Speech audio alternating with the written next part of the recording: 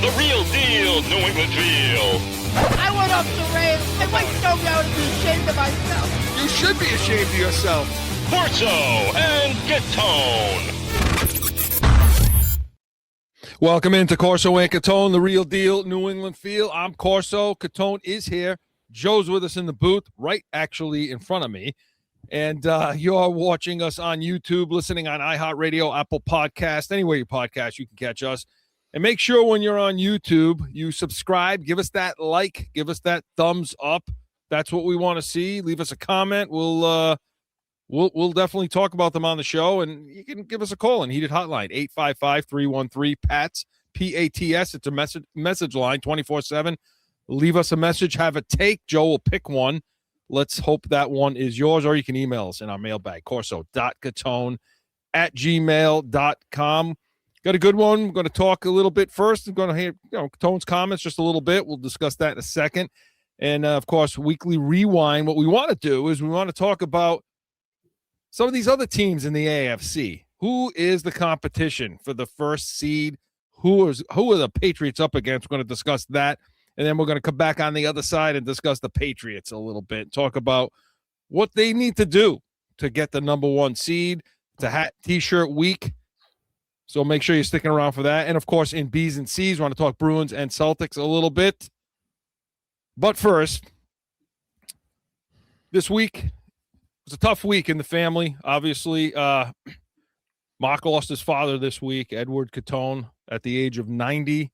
Obviously, difficult week for Mark, difficult week for his family, and all who knew him and loved him well. And I thought it would take an opportunity, Mark, if it was all right with you, and use a Catone's comments here and try to just, you and I have talked obviously we've known each other forever, and about how our fathers and family, molded us, shaped us, especially in this little box that we're in here with sports,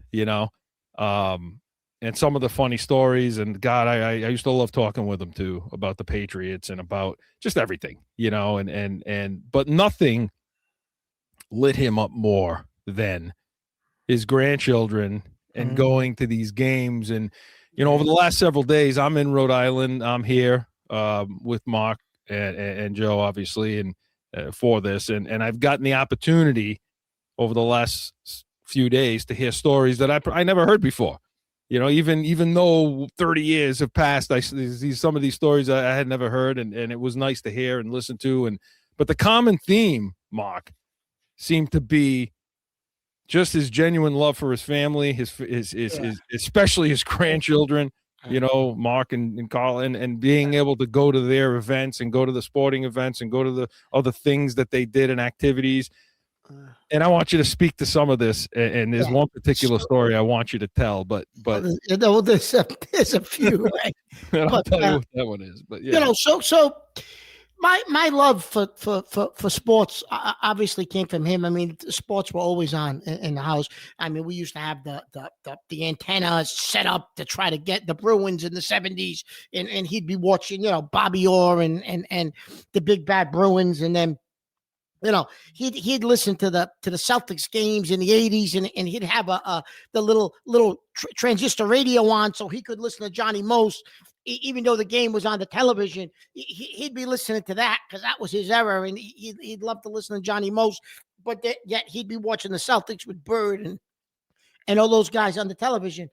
So we always, and the Patriots, of course, was so sports was just, a way of life as I grew up with my dad, and we would talk about, games and different players and different things. And that's just something that I carried on with, with my son and my daughter too, but with my son as he started to grow and get older. And he started playing sports, himself, when he was 5, he was 6, he was 5, he was playing t-ball.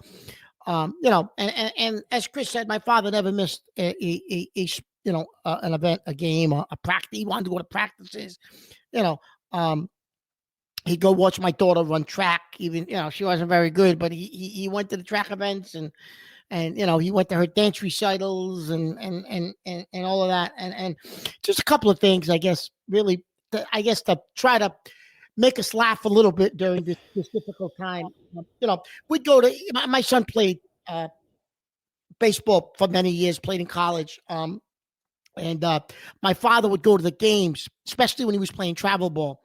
And they used to call all the parents would call my father Poppy. And so we'd go to the games, and of course he would always have a little bit of a critique of somebody, right? And so my wife would tap him and say, "Poppy, you can't say that."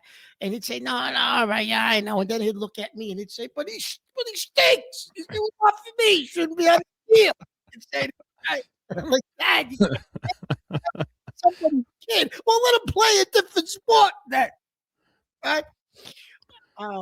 And one day my son was playing basketball. I think it was in the 8th grade. I think it was CYO basketball he was playing.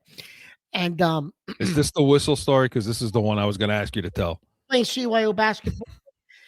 It was one of those games where it was ticky tack, and my son's under the basket throwing his body around, and so they called a foul on him. So coming back the other way, my father, gives a few choice words to the ref, and the ref used to do most of the game, so we kind of got to know the ref because, of course, my father was always sitting right in the middle of right in the front row. So he walks, he's running down the court. The ref, my father says something to him, and the ref turns to him and says, "Well, you want a ref?" He gives him the whistle, not thinking. Of course, my father took the whistle, blew it. He checked the ref, and he said, "You're out." And he "You're out." He tried to throw the ref out of the game. Well, the whole place was dying laughing, but that was just him, right? And then, if it had to do with his family, his grandkids, his kids, his wife, that was him. We shared a lot of memories around sports, and he used to listen to this as well. I would have to try to let him listen to this as much as I could. Obviously, he wasn't, at his age, he wasn't watching, YouTube, but he would listen. And I would play it for him when he would come over, or if I was over, with him, at his house. So he listened to CORSO CATONE, and he listened to the Pats Nation, and he used to tell everybody, my son's on the radio, my son's got a show on the, right? Yeah.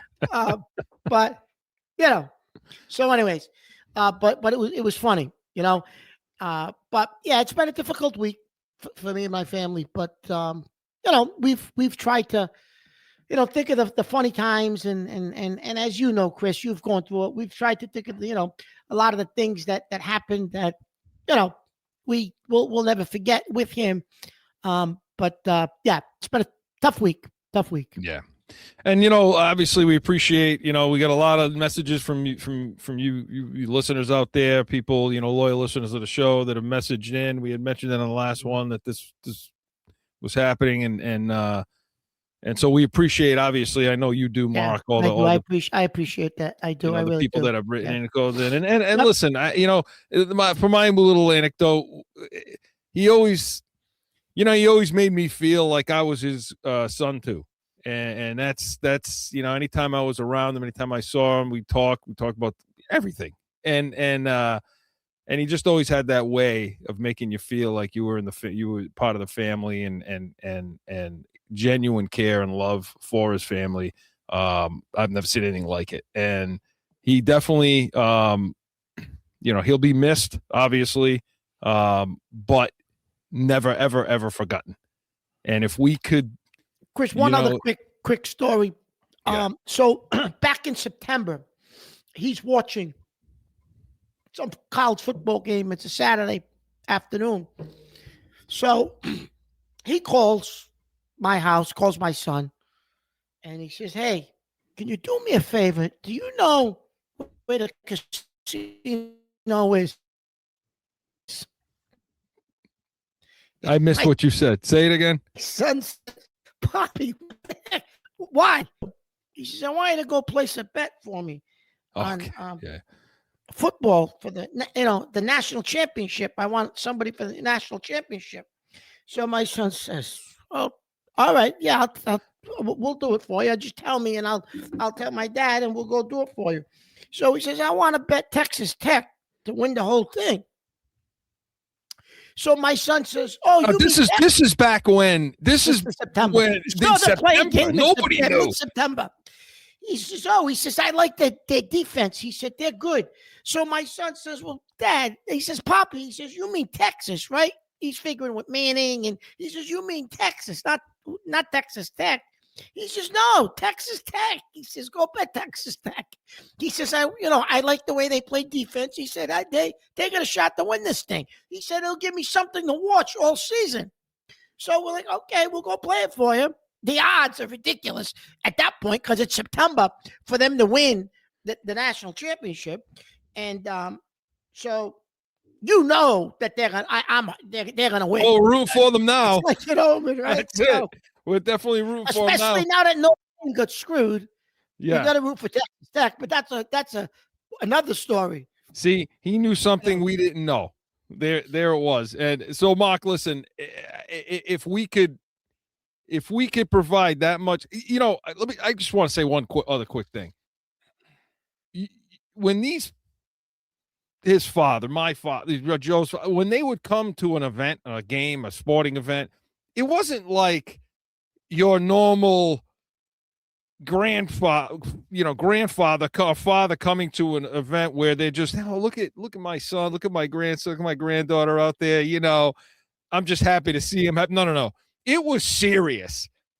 Always serious. Anytime you put a helmet on, put cleats on, put anything on, right. They took it serious, Mark. That's the way they took it. They took it serious. And if you did anything to us or the kids that wasn't right, he took that whistle and he teed up that referee. And that's the way they were. If we could be half of what they were and what this man was to you and your family as a father and as a grandfather someday, hopefully, we're doing pretty well, I think, in that situation. So he will be missed, but he will never be forgotten. Edward Catone, we lost him at 90, and we appreciated it. The long life, Chris. Yeah, I can't say, I can't complain about that.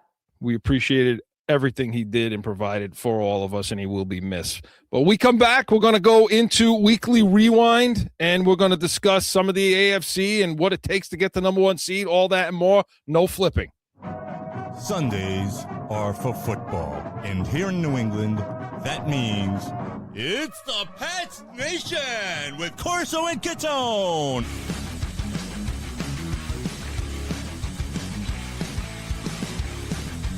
Sundays, 8 to 9 a.m. Back in with more Corso and Catone, the real deal, New England feel. All right, so we're getting down to the nitty-gritty, Mark, as it were. Got about 4 games left. We've got a hat T-shirt game for us coming up tomorrow. But before we get to that, we need to talk a little bit about this AFC and how this thing is shaking out because, I don't know, man, chips seem to be falling pretty well. Chris, I mean, you and I were talking this week, and it's like, well, why not us? I mean, why not? Let's see if we come up with some why not us, and we're going to do it in Weekly Rewind. We're going to do it right now.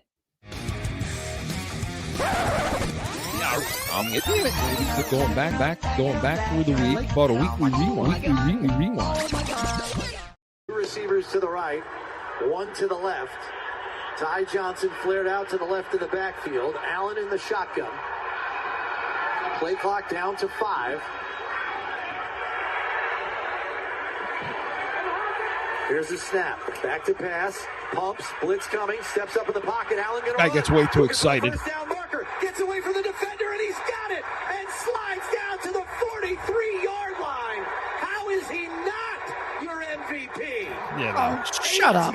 Yards on the Seriously. scramble by Allen on 3rd and 15. Are you kidding me?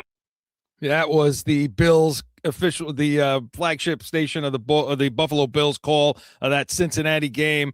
Talking about Josh Allen, of course. How is he not the MVP, Mark? Yeah, okay. Listen. So that was, of course, we watched that game, Chris. Yeah. Because you were in town, and we watched that game, and were you impressed? No. That was nothing. There was nothing that Buffalo did, in my opinion. That game was over. That was one. Joe Burrow had it won. Okay. And then I don't know if he had money on the game or whatever, but he lost his friggin' mind, Joe Burrow, at the end of this game, Chris, where he threw Cincinnati's 2 picks, 1 pick 6. ball with 8 minutes to go, driving to go up 10. 2 scores, yeah. We're thinking, okay, take 2 or 3 more minutes off the clock. You score with 4.5, 5 to go. It's probably over. And then he throws that interception, pick 6, which was, I don't know what he did that was horrendous. You were appalled at that pass.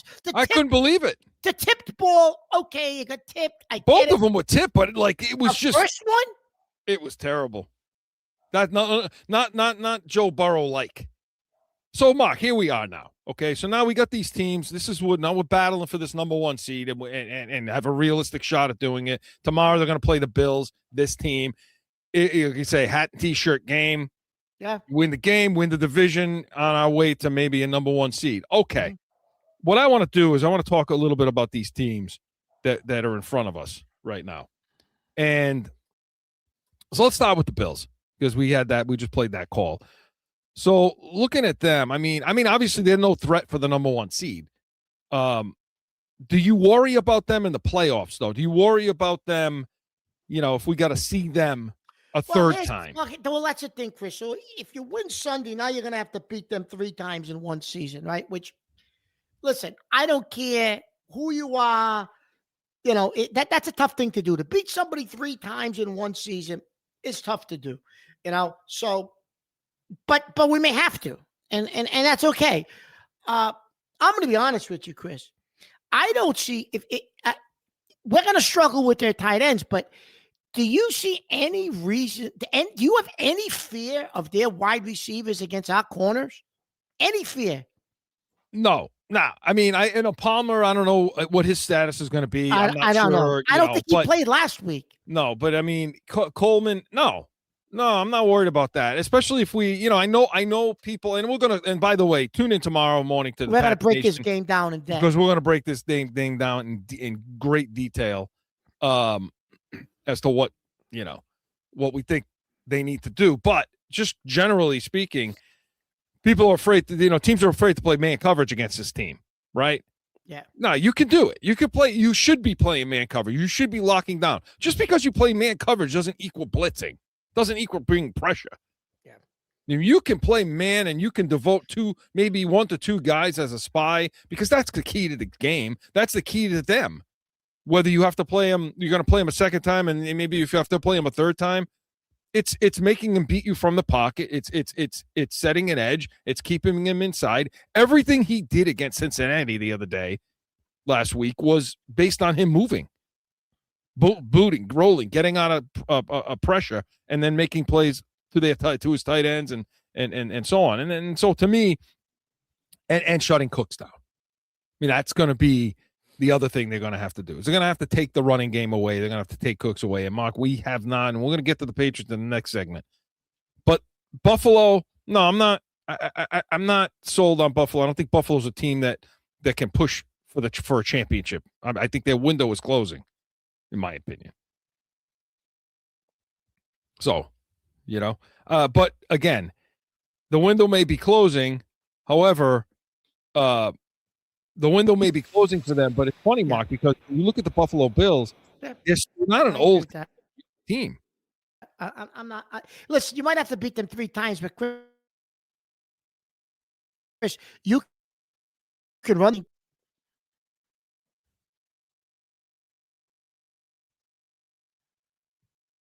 So now going through, and I don't know if it's your sound, Mark. I'm having trouble hearing them, but want to talk a little bit about the other 2 teams that just 2 other teams, especially Denver at this point. So Mark, I want to talk about Denver a little bit now because this is the team that this is the team we're going to be chasing. So looking at their schedule now, they beat the Raiders, and listen, even they played the Raiders last week. That still ended up a 1-score game at the end. Yeah, it did. And the Raiders are terrible, Chris. My God, are they awful. I mean, every game they play is life and death, this Denver team. They play Green Bay this week. Now they got Green Bay. Yeah, they got Green Bay, Jacksonville, at Kansas City, and we'll talk about them in a second. and at the Chargers, home against the Chargers. So home to Green Bay, home to Jacksonville. They got 3 home games. Out That's of the other 4. thing, though. How is it like these teams all end up with these home games? I don't get. It seems like these teams have played more than, half of their games at home. I mean, I know they haven't, but it seems like it, doesn't it? It really does, doesn't it? So looking at Denver, I mean, look. Why, you don't think they could lose 2 of those games down the stretch, Chris? Well, look, I think this Green Bay game, even being in Denver,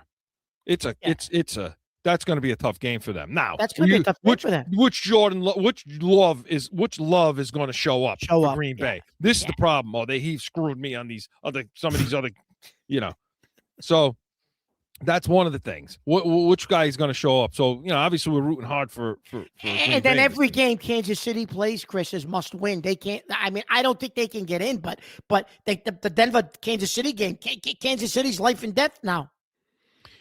Right. So if the Patriots have to go on the road, okay, that's not a foregone conclusion. I mean, everybody's saying, well, if we don't have to put them on C, you got to go to Denver. Well, are you convinced that Denver's going to make it all the way through? No, I'm not convinced Denver doesn't lose their first game. Their first playoff game, Chris, at home could be against a team like Buffalo. Right. Which I'm saying somebody like that, which I definitely think they could get beat. Look, if you look at the standings right now, okay, so it's Denver and New England, 1 and 2, okay? So let's just say it ended. If the playoffs were to begin now, we would be hosting Houston. Tough game, good defense. Tough game. And then Jacksonville would be hosting Buffalo. I don't know about you, but Buffalo's going in there and beating them. And that means Buffalo, who would be a 6 seed, I'm thinking maybe goes to Denver, or would they come to us? I don't know. It depends how it shakes out. Well, look, I mean, because if Pittsburgh is in the 4th spot, and I think they're a trash bag team too right now. I really do. They're a trash bag team. They are. So the Chargers, and something happened with Watt. I was gonna say J.J. Watt, but the brother, with Watt over there, I don't know. He went to the hospital or something happened with him. So I'm not sure what his situation is. But if the Chargers, let's just say there's 2 upsets and the Chargers beat Pittsburgh and, Buffalo goes ahead and beats Jacksonville. And now you end up, and we can somehow take care of Houston. Well, okay. So now you got, going to be with Denver, New England. You're going to have Buffalo, and you're going to have, you're going to have Chargers, and you're going to have Buffalo. What that means is Buffalo goes to Denver. Yeah, and I think Buffalo I definitely think Buffalo could go into Denver and beat them. I definitely do. Which means if you could win, you would host the AFC Championship. Right. Against Buffalo. Well, that's yeah. So you would be playing Buffalo a third time, but you get them at home. You get them at a championship game. So, Mark, I mean, of these teams we're talking about, I mean, look, you're in a situation, we keep saying it, why not us? You guys said it in the opening. Why not us? Why not us? Well, are you concerned if Kansas City gets in? I'm concerned in the sense of anytime. You know what, Mark? No, I'm not concerned. Listen, watching the way this team has been playing and over the last several weeks. Okay, it is a falsetto, Cam. That's a team that's the falsetto, because you're saying, well, if you got Mahomes, you always have a chance, which I guess is true. Guess that's true. Yeah, I guess that's true. Yeah. But I heard this week, Burt Breer was talking to different defensive coaches, and this is the things I've been saying to you when you watch them play. Obviously, Kelsey's a shell of himself. Yeah, this is it for him, Chris. He's done. Yeah, he's done. That's just their situation with him. So there's that. Rice is a real good receiver. The problem with Rice is he drops. He has a lot of drop balls. Sometimes he gets lazy on routes. And the rest of them are one trick, they're just one trick routes. Worthy is a speed guy. Thornton is terrible, but a speed guy. So you're relying on Holmes to take shots down the field and maybe hope you can connect on a couple. But the way Kansas City likes to play, Mark, with all that intermediate stuff, on the move, play action, boot, find the tight end. That game's gone. They've taken that away. Teams have taken that away now. You're able to walk guys up now. You're able to walk guys up, and you're able to clog the middle of your field. They're the field against them, aren't you? Yeah. No, absolutely, positively. And Mahomes, look, he's older too. He's a little bit older too. He's not the same guy. He's not the guy that's just going to, get out and run for 15, 20 yards. He's not.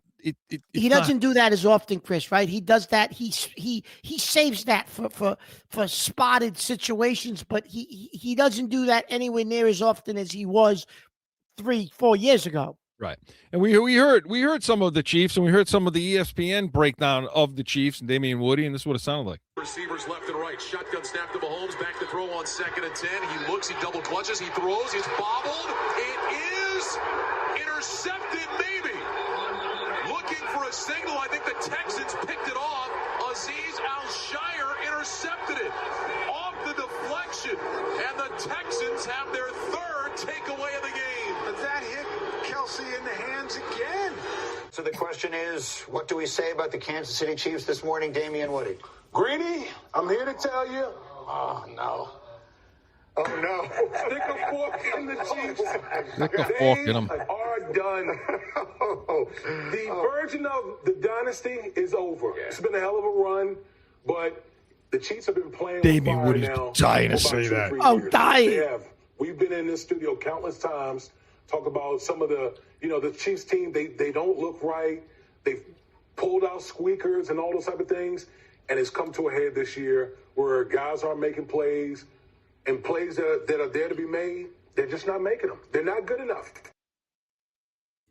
So that was ESPN. Was that First Take with that group? I think it was with that group. Yeah, Mark, they see the same thing. Are you afraid to play the Chiefs? I mean, but you're going to get them at home if you have to play them. And they're certainly a different team on the road than they are at home this year, too. No, yes, they are. This year, Yeah. 100%. And they're not very good on this. So so that's the Chiefs. Now, let's talk about Indianapolis for a second, because they're fading out now. Indianapolis finishes with Seattle, San Fran, Jacksonville, and at Houston with no quarterback. Phillip Rivers. Yeah. What do you think of that? Oh, that's crazy. Well, I mean, I guess you can't blame him if they want to pay you. He's got like 9 kids. I mean, why wouldn't you come back if Good they're going for to pay him. you, right? Good for him. Yeah, he must want to get out of the goddamn house. Jesus Christ. Listen. Nah, I mean, watch. Well, because look, if Phillip Rivers comes in, because there's a chance he may start this week. He might start Sunday. Yeah, he might. Against Seattle. Seattle, too. Hey, put it this way. If Indianapolis goes into Seattle and with Phillip Rivers and they wins, that means the value of a quarterback is not what we're all saying it is. If you could get off the couch at 45 years old after not playing since 2020, step on the field with less than a week preparation, I can't imagine what kind of physical condition he's in. He can't be. Listen, if he does that, Tom Brady will lose his mind. He's going to go 29 of 31 for 160 yards. He's going to keep dumping down to the tight end, and Taylor's going to have about 15 catches in that game. But so I mean, I was it fair to say that Indianapolis is not a? I'd say Indianapolis is cooked. They're done. Yeah. Okay. Are you worried about Houston? Chris, what about Baltimore? Yeah. Okay. So Baltimore. If they get in, just because of Lamar Jackson and that group, if they get in as a division winner, do they concern you? But he's not right. He's just not. You're watching Lamar Jackson play now, and unless you're seeing something different, this is not a guy that's taking off and going anymore. There's no. This just doesn't seem to be a lot of juice behind it with him, and you and I were never impressed with the way he can throw the ball from the pocket, ever, really. I mean, he threw the ball better last year at times, but that's still we've never been impressed with that yet. And Derrick Henry doesn't look as dominant because listen, like we talked about this before. When you have a good running game, it's not that difficult to take it away. The threat becomes on the play action. The threat becomes what can he do with his arm under center on a play action, and they don't run that. They run that stupid college clap your hands crap, you know. where, he's in the gun. So, I mean, if you're able to set an edge, Mark, the better question is, what about Houston? Well, I'll tell you this about Houston. They can come off the edge, and they got guys that can rush the quarterback and rush the passer, Chris. So when you look at our offensive line, you got to hope that we can get healthy pretty quickly, because if you face them in your first playoff game, they'll get to the quarterback, Chris. They've gotten to the quarterback against everybody that they play against. So they will get to the quarterback. Are you overly impressed with Stroud? Because CJ Stroud stinks. Everything you hear, though, around the league is how great Stroud is, how well he's playing. Chris, you watched that Kansas City game. What that was? Oh my God, was he terrible? They should have won that game by a hell. Close. Yeah. No, it should not have been close. He was sailing balls over wide open players' heads all night. So listen. Again, that's another team that you would have to play at home. You'd get to play at home. So a lot of these teams, you'd see them at home, and so I guess Denver to have to go on the road, that's not something I want to deal with. No, that's a tough task. That's a tough place to play, Chris. Let's face it. It really is. It's a tough place to play. Not something I want to deal with, but that's it. That's the field. I mean, it's shaping up. I mean, think about it. Could you ever have pictured a scenario where possibly no Burrow, no Jackson, no Mahomes? Imagine. Well, Allen looks like he's going to get in now, but right, Allen will get in, but no Jackson, no Burrow, no Mahomes. I mean, why not us? Something on the Good Morning Football, and it was saying on the NFL Network, Chris, that because of what you just described, no Burrow, no Jackson, no Mahomes, they're saying this is the year for Josh to break through. Understandably, they're not going to be the number 1 seed or the number 2 seed, but it doesn't matter based on the field. They were saying, a couple of the guys on there were saying that they're not necessarily buying in yet on New England and Denver. They're a year or two away from really being serious contenders. I don't necessarily know if I buy that, but they were saying this is Allen's year to finally get to the Super Bowl, just because no Burrow, no Jackson, probably no Mahomes.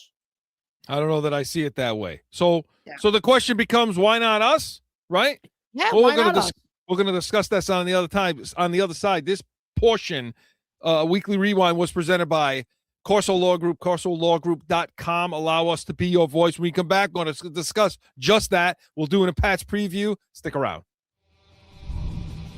No one ever thinks they will be in need of a criminal or traffic lawyer, but things happen. CORSO Law Group is Arizona's leading criminal and traffic law firm. Their 20-plus years experience and attention to detail has helped thousands of people who found themselves in a situation in Arizona. Whether it's a traffic ticket or more serious issue, talk with these expert attorneys. CORSOLawGroup.com.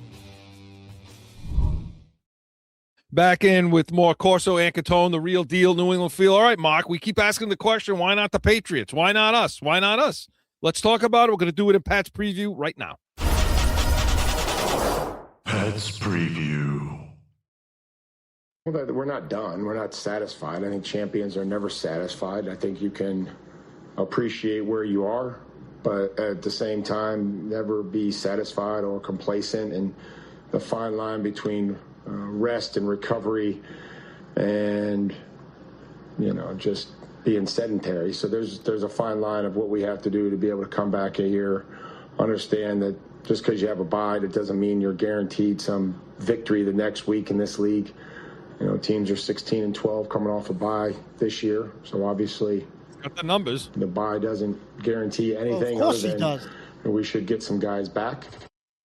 I don't use a hat t-shirt. We're just trying to play for the championship that we have available this week, and I think it's a great testament to our players that put us in this position to be able to do that. And again, it's not going to be easy. This is a very good football team. There's a reason that they've won this division 5 years in a row. A lot of respect for them. You guys are playing for a division championship this weekend. I'm curious, though, you referred to your players, both with us and then with them after the game on Monday. says champions, or you competed like champions. Champions are never satisfied. Why use that word when referring to your team? I think you're probably just reading too much into it. You guys got too No, much he's time not. since the last time we talked. I don't know. I apologize. I could call him something else, but then you guys would yell at me for using that language. So that, of course, was Mike Vrabel this week talking about coming off a bye, talking about playing the Buffalo Bills, hat and T-shirt game. No, Phil Perry had it right when he asked that question. Why call them champions? That's how. Don't listen, Mike. Don't tell us, please. Don't sell us that nonsense that you're not strategic in the words you're using when you're speaking to anybody. Especially with a microphone in your face. He chose the word champions for a reason, Mark. Why? Because I think, Chris, he's like, I think at the beginning of this show today, we talked about why not us? Well, because I think he's using that mantra with his guys. Why not us? We're disrespected. Nobody's saying we're the best team in the AFC. Oh, by the way, we're underdogs this week. Yeah. We're getting points at home. We're going to hear from Steph Diggs tomorrow. You're going to hear that tomorrow. But, oh, by the way, we're underdogs. And, hey, guys, we're at home coming off a bye. And if we win, we're division champions. Right. We win the division. Not them. They've won it 5 years in a row. It's us. We're champions. And now we build off of that because now we're not satisfied with that. Now we want to win the AFC, and then we want to win the whole goddamn thing. Right. Right? But I think he probably put up, Chris, back in May, here are our goals. AFC East champions, AFC champions, Super Bowl champions. Let's check off the first box. Let's go to the next box and the next box, and we'll go out. You know what I mean? Yeah. This is the championship we have to play for this week. This week. This is what's in front of us. In 6 weeks, let's hope it's the AFC championship. And listen, in 8 weeks, it's the Super Bowl. Maybe not this week, but I tell you this: if they win this game, okay. And now they're in the playoffs. Now they're the AFC champs and all that, AFC East. Listen, I would not put it past them. I wouldn't be surprised if he pulls his rings out. Yeah, I would. Shows him these rings and says, "Hey, this is what we're playing for. This is what we're trying to do. Let's take a walk through the Hall of Fame, guys, and take his whole team through the Patriots Hall of Fame, and take a look at all those trophies and all that crap that's in there." And say, this is what we're playing for, guys. And why not you? Why not you? Well, let's talk, Mark. Let's talk from a football standpoint. Why or why not them? Okay. From the rah-rah stuff and the culture that he set here.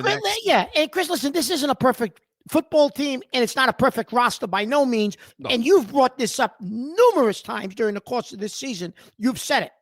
Right. So, let's talk about this. Obviously, things are shaping up pretty well for them as far as who's in, who's out. The experienced quarterbacks, it's a quarterback-driven league. We know that. We've already talked about that. If it is them, okay, why them? Why? Give me a football reason from either side of the ball as to why the Patriots can go all the way. Well, because, Chris, you just mentioned it 30 seconds ago. It's a quarterback league, okay? You've got one of the leading candidates for the MVP in Drake May.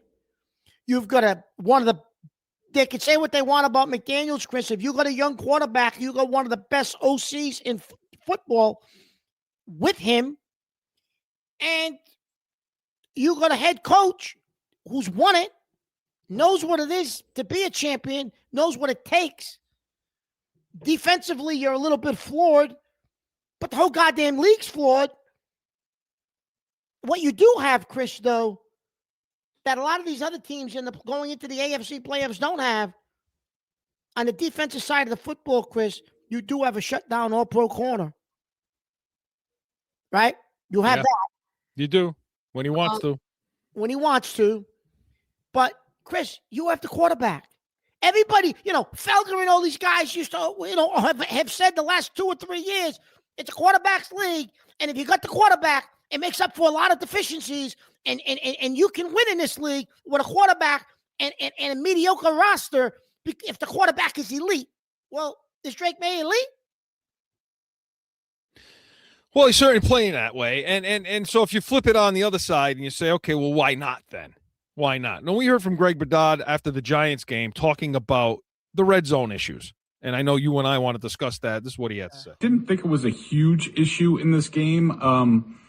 The touchdown passes were, let's see, 3 yards. I guess that would have been the one time they did convert. Williams was 33 yards. One of them was at the end of the first half, so it doesn't really count, or shouldn't really count. I know it doesn't look good and it won't look good on their stats, and definitely they need to improve. They were 1 for 5.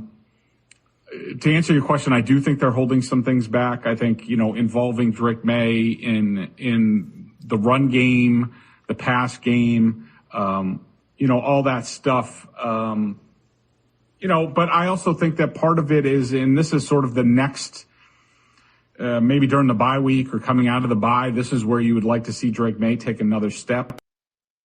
So that was Greg Bedard of the Boston Sports Journal talking about this red zone. And I wanted to play that to get us into this, because look, you got to solve this problem. And it is a problem. I understand maybe not in that game. It didn't show up. And it's difficult when you're beating the hell out of a team. It's 31 to whatever it was at the half, 30-3 or whatever nonsense it was. Sure. But it's an issue, and it's a glaring issue. And for me, I have no doubt that McDaniels is holding things back. I agree. You and I have talked about that all season long, where the RO? Where's the read options? Where's some of this stuff? Well, I think they've done that, Chris, to try to keep Drake May on his feet and healthy, because, there's no, you know what I mean? And if you can get him into the playoff, maybe you don't even see it this week, Chris. Maybe that's okay. We're in the red zone. We're in the playoffs. Now, listen, we got 3 games to the Super Bowl. Now we're going to release Drake and let him do his thing in the red zone, because we're going to win 3 more games. We're going for it. Now we go for it, Drake. You know what I mean? Now we're going to go to the RPOs and to the, but does anybody throw a better deep ball than him, Chris? No one. None that I've seen this year. That ball to Kyle Williams. I mean, Williams, listen, he didn't do anything special on that. It was just a, guy let him release, but just the way he that corner played him flat foot. There was no hands on. He used his feet and he got by. Like, fine. But yes, you're right. And the ball of booty, right? That was a great throw. That was a better throw. Yeah. That was a better throw, right? So offensively, I have no doubt that McDaniels has things that he's going to pull out to fix this red zone problem. What I'm more concerned about is on the other side of the ball. Is the red zone issue on the defensive side of the ball. Where Chris, we got some injuries there. We got injuries there. The guy's got to come back healthy. Okay. Team's getting a goal-to-goal situation with New England. They're scoring. Yeah. And that's what will hold us back. So when you talk about, 30-30, we're good. We're pretty good. This defense. We're opportunistic. But when teams get inside the 20 and even inside the 10 more so, it's fairly automatic that they're scoring, and they're scoring at a high clip and a high percentage, no matter who it is. Whether it be the Cleveland Browns or whoever, it doesn't make a difference. The Jets did it. So, that's a problem. The issue that I have with it is I don't know how you fix it right now. Now, you hope that Williams comes back. And Tonga, I think, will be back tomorrow. Yep. He was a full participant this week. He'll play. Yeah, you get Williams back, Tonga. Because they haven't been good against the run in the last several weeks. Bondmore's been a disappointment, Chris. He has been, and they haven't been good against the run in the last several weeks. Well, since Tonga got banged up, Chris, they've been a big disappointment. No, I will argue that, to me, he's their best. I think he's one of the best free agent pickups. Chris, that was a 1 year deal for cheap money. Let me tell you, they're gonna have to pay him if they want to keep him. Yeah. So they got to solve the issue in the red zone for the defense. They got to figure something out. Chris, the Giants,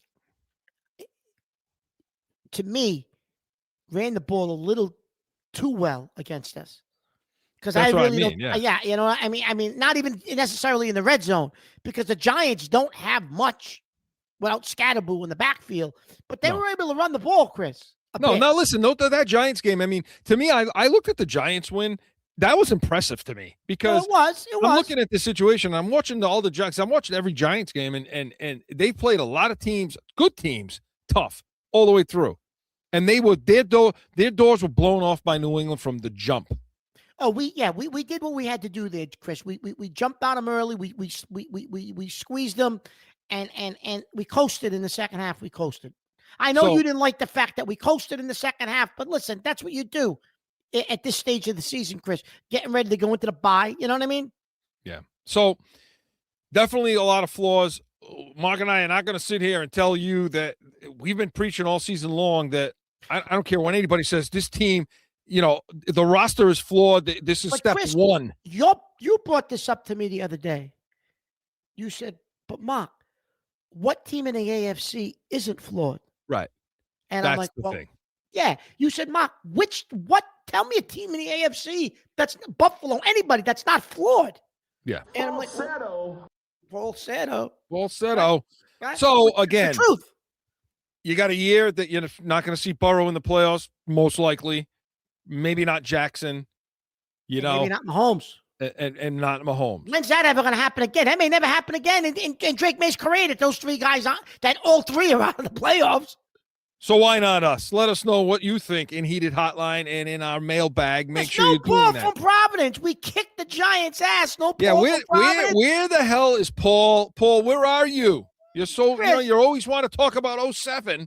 Let's hear. I want to hear from Paul. Very disappointing. Yes, that we haven't heard from Paul from Providence. So but hey, listen, why not us? We'll see. We'll keep it going. But Pat's Preview was presented by the Pats Nation, Sundays, 8 a.m. Eastern. Listen, tomorrow we're going to have our full breakdown of this hat and T-shirt game against the Buffalo Bills. We're going to tell you what the keys to victory are. We're going to give you our Sunday spread, give you make you some money, hopefully. So make sure you're tuning into that. When we come back, we're going to talk Bruins and Celtics. B's and C's is next. Sundays are for football. And here in New England, that means it's the Pats Nation with Corso and Catone.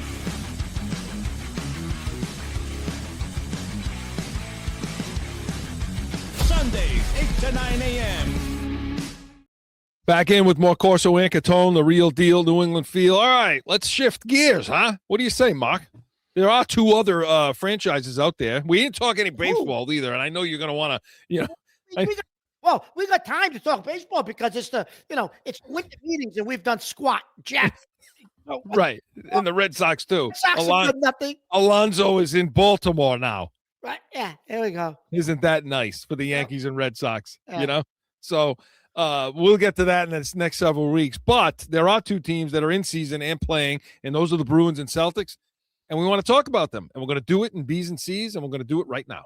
Hit it! The Boston Celtics are the world champions, and they have shown the world how great a ball club they really are. Screen shot,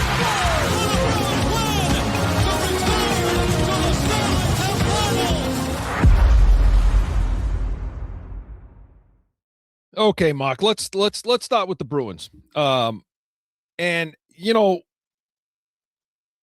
once Pasternak went down, and obviously McAvoy, I said, well, you started to see him lose a few games, like, a real top heavy. You say, well, this is a top heavy team. They're going to need those guys. If they're not going to have those guys, is this the team that they really are? I mean, are we,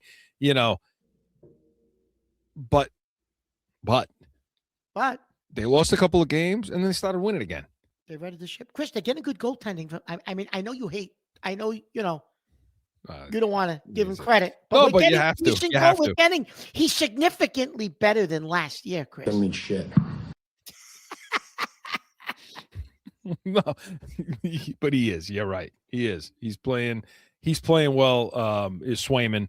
And there's a big jump off. It's just, I thought at the beginning of the season, you saw Carpasalo and Swayman kind of neck and neck a little bit. Yeah, you did. But that gap is widened now. You know, where Swayman's just out playing him, and he's playing well, and he's keeping him in a lot of games. And Chris, this is the first time in quite a while that the Bruins, it's early up until this point, though. They actually have one of the better power plays in the league. They do. The special teams have been good. It's been really good, Chris. They're playing penalty killing. Yeah, listen, and I know there are some games where they allow a lot of goals, and you say, well, that's not really the style of play that we, you know, that this coach Sturm has, you know, talked about what we're going to see. Yeah. But when you do see it, when they do buy in and you do see it, you do see them shutting teams down in their own end, and you see tough to get across the blue line, no easy carries in. When they get into the corners, they fight in those corners for the pucks. No, cleaning things out in front of the net. You're seeing that happen. There's the stuff that they talked about early in the season. Guys like this like Andrew Peak have given them some stability that you and I didn't see coming into the, from the off season. I mean, we didn't really even know who the hell he was, but I give, he's played well. And listen, the coaching, Chris, they emphasize winning puck battles, playing a strong, a gritty game. And they've been doing that. I mean, yeah, at times they do give up they do give up goals, but I think, Mark, they're sitting 3 points behind the number one spot in the Eastern Conference. They won 3 points. That's a game and a half behind. I mean, they've bought into Sturm's coaching and his locker room and what he expects. These guys have bought in, Chris. I think they really have. Because he seems to be a guy that doesn't give a shit. He doesn't care. You know, he doesn't care about calling them out. He doesn't seem to care about calling them out in the press. He doesn't seem to mind sitting somebody's ass when they're not performing. Putting them on the bench, switching up lines, shifting things around. Well, at the beginning of the season when McAvoy went with Zadorov, that line change was made, and everything's kind of shot up from there. And, it looks like McAvoy is getting closer and closer, too, to a return. Yeah. Which will definitely boost things with his team. So if they can hang around like this. Listen, we didn't think they'd even make the playoffs, Chris. Just the fact that they're hanging around and this is a pleasant, at least it's giving us something to watch. Other than, obviously the Patriots and Suns, but we didn't think the Bruins would be watchable this year, but they've surprised us, Chris. They are. So we'll see. We'll keep on it. We have a season. That's all we wanted. We wanted a season. We wanted to be something to talk about with these stiffs. So we'll see what happens. And we know what ownership's like. They only care about making the playoffs, those cheap bastards. So so they're loving this, Chris. They're loving this. And flipping to the other side. Always we stand in early December with every Jason Tatum Snapchat video that he puts out showing him doing some new move that I can't even do with 2 full Achilles tendons. Why? My question is why? I'm left to think, oh my gosh, this team is really good. And, I mean, really might be strong, but this team is very good. They're just completed a 5-game stretch in which they beat the Pistons, the Cavs, the Knicks, and the Magic, which in my mind are the 4 best teams in the Eastern Conference. The Boston Celtics are not a play-in team. They're not a lottery team. They are a legit playoff team, and the sort of team that, especially if Jason Tatum is back out there and whatever version of Jason Tatum is out there, Kayla, the rest of the Eastern Conference is not going to want to see these Boston Celtics. So that was Chris Forsberg of NBC Sports Boston discussing that. So, Mark, do you agree with him? They the top 4 team. They one of top 4 best teams in that conference? And is that saying much? I don't think it's saying much because I think the Eastern Conference is terrible. Okay, we've said that over the last few years, Chris. The East is a weak conference. I think it continues to be a weak conference. I mean, look at that. I don't know, Chris. I just think it's a combination of we're a weak conference.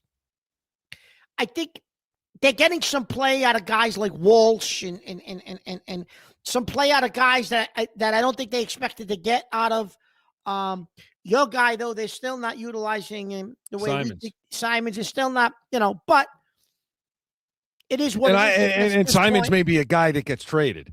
You may see him try. They may try to get a couple of pieces in place for him. You're right, Chris, before this is all said and done. But the bigger question, Chris, why Tatum? Why? Do you agree with that? Because if he goes out there, Chris, and doesn't like Kevin Durant did, well, now you're never going to see the same Jason Tatum. Because if you do it again, or you do something that's related to that injury, now you got a big major problem. I've been back and forth on this. Okay. At first, I said to myself, why are you gonna, why, for everything you just said, it isn't even about the Achilles. The Achilles will be fine. It's another injury. Yeah. It's favoring something. It's not being quite ready, and maybe you get a knee issue now, or maybe you get some sort of thing, something with a hip or a hamstring, or something happens. But then I looked at it and said, okay, this is their franchise, right? Which is why you don't want them out there. But as such, I would imagine that's especially they're under their second apron. So I don't see them going out at a trade deadline because that flies in the face of everything the whole reason of doing all this. They're not going to now go bring big money guys in. I mean, they make a couple of moves here and there, but I don't see them bringing in something that's going to now put them into a different category salary-wise. Yeah. So I said, well, if we're not going to do things like that, what the hell's the point of having them back? Then I looked at it and said, well, look, he is their franchise. If they say he's ready, I mean, if their doctors say he's ready. Mazzulla said, Chris. Then play. The question's going to be if he says he's ready and the doctors agree. If he says he's ready and the doctors agree, that's what Mazzulla was saying the other day. Mazzulla said, then we'll talk about it then. But it's Jason's decision. Well, he's going to say he's ready. I mean, that doesn't mean shit. What the hell? But that's what your buddy Mazzulla said. Your buddy. Doesn't mean shit. Doesn't. Okay, listen. So look. Here's my question, Chris, to you. Here's my thinking around this. Okay. Let him play. Come on. Go play, you stiff, you bum, you lazy bastard. Okay, Get up your ass and get on the court. If this was Tape it up. Jesus Christ. Listen, if this was a year where you could steal us another ring, I'd say, okay, if he says he's all right, the East is weak, the West is weak, maybe in this window of opportunity, you steal a second ring with Tatum and Brown. But OKC is 24-1, Chris. OKC is having a historically great season. And it appears nobody is going to touch OKC this year. So when you look at that, do you risk Tatum coming back because you're going to play? You're going to face a team that wins 70 games, and you're going to beat them in a NBA Finals? That's not going to happen if you're facing a 70-win team. So do you just say to Tatum, listen, we're not beating that team this year. No one's beating them. So just let's relax, rest, get yourself ready, practice, do whatever you want to do, and we'll bring you back for next year. But we're not winning anything this year. We can't beat that team. So it's championship or bust as far as you're concerned.